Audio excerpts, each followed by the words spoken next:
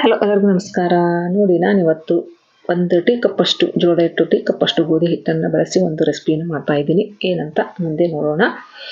ಈಗ ನೋಡ್ರಿ, ನಾನು ಆ 2 ಕಪ್ ಗೋಧಿ ಹಿಟ್ಟು ಮತ್ತು ಜೋಳದ ಹಿಟ್ಟನ್ನು ಒಂದು ಪಾತ್ರೆಗೆ ಹಾಕ್ಕೊಂಡಿದ್ದೀನಿ. ರುಚಿಗೆ ತಕ್ಕಷ್ಟು ಉಪ್ಪು ಮತ್ತು ಚಿಟಿಕೆಯಷ್ಟು ಸೋಡಾ ಪುಡಿಯನ್ನು ಹಾಕ್ಕೊಂಡು ದೋಸೆ ಹಿಟ್ಟಿನ ಅದಕ್ಕೆ ಕಲಿಸ್ಕೊಂಡಿದ್ದೀನಿ. ಈಗ ನೋಡಿ, ದೋಸೆ ಹಂಚನ್ನು ಇಟ್ಟಿದ್ದೀನಿ ಸ್ಟವ್ ಮೇಲೆ. ಈಗ ನೋಡಿ, ಅದೆಲ್ಲ ಖರಾಬಾಗಿದೆ ದೋಸೆ ಹಂಚು, ಆದ್ರೆ ದೊಡ್ಡದಾಗಿದೆ. ಹಂಗಾಗಿ ನಾನು ಅದರಲ್ಲೇ ಮಾಡೋಕೆ ನನಗೆ ಭಾಳ ಇಷ್ಟ. ಸ್ವಲ್ಪ ನೀರನ್ನು ಚಿಮುಕಿಸಿದೆ, ಯಾಕಂದ್ರೆ ದೋಸೆ ಹಂಚು ಭಾಳ ಕಾದಿತ್ತು. ಈಗ ನೋಡ್ರಿ, ಕಾಲು ಭಾಗದಷ್ಟು ಮಾತ್ರ ಈರುಳ್ಳಿಯನ್ನು ಕಟ್ ಮಾಡಿ ಈ ರೀತಿ ಸವರಿದ್ರೆ ದೋಸೆ ಭಾಳ ಚೆನ್ನಾಗಿ ಬರ್ತಾವೆ ನೋಡ್ರಿ, ಮಸ್ತಾಗಿ ಹೇಳ್ತಾವ. ದೋಸೆ ಹಂಚು ಭಾಳ ಕಾದಿತ್ತು, ಹಂಗಾಗಿ ಸ್ವಲ್ಪ ಅದು ಹಿಟ್ಟು ಹಿಡ್ಕೊಳಕತ್ತು ನೋಡ್ರಿ. ಹಾಗಾಗಿ ಸ್ವಲ್ಪ ಅರಿತಾ ಇದ್ದವು ದೋಸೆಗಳು. ಈಗ ನೋಡಿ ಎಷ್ಟು ಚೆನ್ನಾಗಿ ಬರ್ತಾವಂದ್ರೆ, ನೀವೇ ನೋಡಿರಿ ಎಷ್ಟು ಚಂದ ಬರ್ತಾವೆ.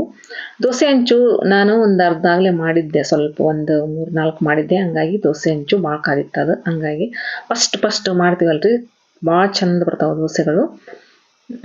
ನಾವು ಹಂಗಾಗಿ ಏನು ಮಾಡಬೇಕು, ಸ್ವಲ್ಪ ನೀರನ್ನು ಚಿಮ್ಕಿಸ್ಬೇಕು. ನೋಡ್ರಿ ಎಷ್ಟು ಚಂದ ಬಂತು. ಫಸ್ಟ್ ಮಾಡಿದೆ, ಆದರೆ ಈರುಳ್ಳಿ ಹೆಚ್ಚಿರಲಿಲ್ಲ, ಸ್ವಲ್ಪ ಅರಿತು ದೋಸೆ. ಹಂಗಾಗಿ ಮತ್ತೆ ನಾನು ಈರುಳ್ಳಿಯನ್ನು ಸವರಿ ಮಾಡ್ತಾ ಇದ್ನಲ್ಲ, ಹಂಗಾಗಿ ಚೆನ್ನಾಗಿ ಈ ದೋಸೆ ಜೋಳದ ಹಿಟ್ಟು ಮತ್ತು ಗೋಧಿ ಹಿಟ್ಟಿನ ಚಪಾತಿನೋ ರೊಟ್ಟಿನೋ ಏನು ಅನ್ಕೊತೀರೋ ಅನ್ಕೋಬೋದು ನೋಡ್ರಿ. ಇದಕ್ಕೆ ನಾನು ಒಂದು ದೋಸೆ ತೆಗೆದ ತಕ್ಷಣ ಸ್ವಲ್ಪ ನೀರು ಚಿಮುಕಿಸ್ತಿದ್ದೆ, ಆನಂತರ ಈರುಳ್ಳಿಯನ್ನು ಸವರ್ತಿದ್ದೆ.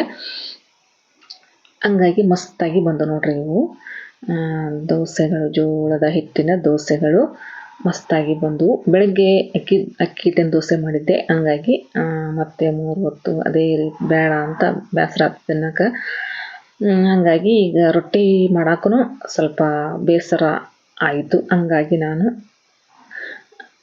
ಎರಡನ್ನು ಜೋಳದ ಹಿಟ್ಟು ಮತ್ತು ಅಕ್ಕಿ ಹಿಟ್ಟನ್ನು ಜೋಳದ ಹಿಟ್ಟು ಮತ್ತು ಗೋಧಿ ಹಿಟ್ಟನ್ನು ಮಿಕ್ಸ್ ಮಾಡಿಕೊಂಡು ಈ ರೀತಿ ದೋಸೆನ ಮಾಡ್ತಾಯಿದ್ದೀನಿ. ರೊಟ್ಟಿ ಮಾಡಲಿಕ್ಕೆ ಬೇಸರ ಆಗಿದ್ದಕ್ಕೆ ಈ ರೀತಿ ಮಾಡಿಕೊಂಡೆ. ಬೆಳಗ್ಗೆ ತಿಂದು ಬೇಸರ ಆಗಿತ್ತದು. ಹಂಗಾಗಿ ಮಸ್ತ್ ಅಂದ್ರೆ ಮಸ್ತ್ ಅಕ್ಕ ನೋಡ್ರಿ, ಭಾರಿ ಟೇಸ್ಟ್ ಆಗ್ತಾವ ಈ ದೋಸೆಗಳು. ಒಂದು 5 ನಿಮಿಷ ಅಷ್ಟೇ, ಒಂದು 5-10 ನಿಮಿಷ ಅಷ್ಟೇ ನೆನೆಸಿದ್ರೆ ಸಾಕು, ಮಸ್ತ್ ಅಂದ್ರೆ ಮಸ್ತಾಗಿ ಚೆನ್ನಾಗಿ ಬರ್ತಾವ.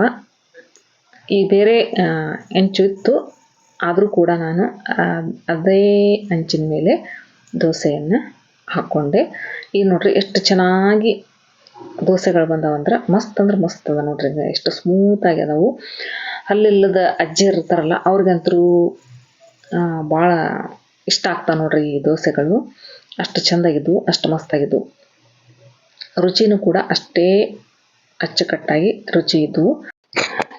ಇದ್ರ ಜೊತೆಗೆ ನಾನು ಆಲೂಗಡ್ಡೆ ಪಲ್ಯ ಸಹಿತ ತೊಗೊಂಡಿದ್ದೀನಿ ನೋಡಿ. ಈಗ ಮತ್ತೆ ಇದಕ್ಕೆ ಚಟ್ನಿ ಸಹಿತ ಐತಿ, ಯಾಕಂದ್ರೆ ಬೆಳಗ್ಗೆ ಅಕ್ಕಿ ಹಿಟ್ಟಿನ ದೋಸೆ ಮಾಡಿದ್ನಲ್ಲ, ಹಂಗಾಗಿ ಚಟ್ನಿ ಮತ್ತು ಪಲ್ಯ ಸಹಿತ ಮಾಡಿದ್ದೆ. ಅದು ಜಾಸ್ತಿ ಇತ್ತು, ಹಂಗಾಗಿ ರೊಟ್ಟಿ ಮಾಡೋ ಬದಲು ಈ ರೀತಿ ಮಾಡಿಕೊಂಡೆ. ಈಗ ನೋಡಿ, ಟೇಸ್ಟ್ ನೋಡಿದ್ರೆ ಭಾಳ ಅದ್ಭುತವಾಗಿ ಸಖತ್ತಾಗಿ ಭಾಳ ಟೇಸ್ಟ್ ಆಗಿತ್ತು. ಚಟ್ನಿ, ಆಲೂಗಡ್ಡೆ ಪಲ್ಯ ಮತ್ತು ಈ ರೊಟ್ಟಿ ಜೋಳ ಮತ್ತು ಗೋಧಿ ಹಿಟ್ಟಿನ ರೊಟ್ಟಿ ಮಸ್ತಾಗಿ ಸೂಪರಾಗಿ ಇತ್ತು ನೋಡಿ ಫ್ರೆಂಡ್ಸ್.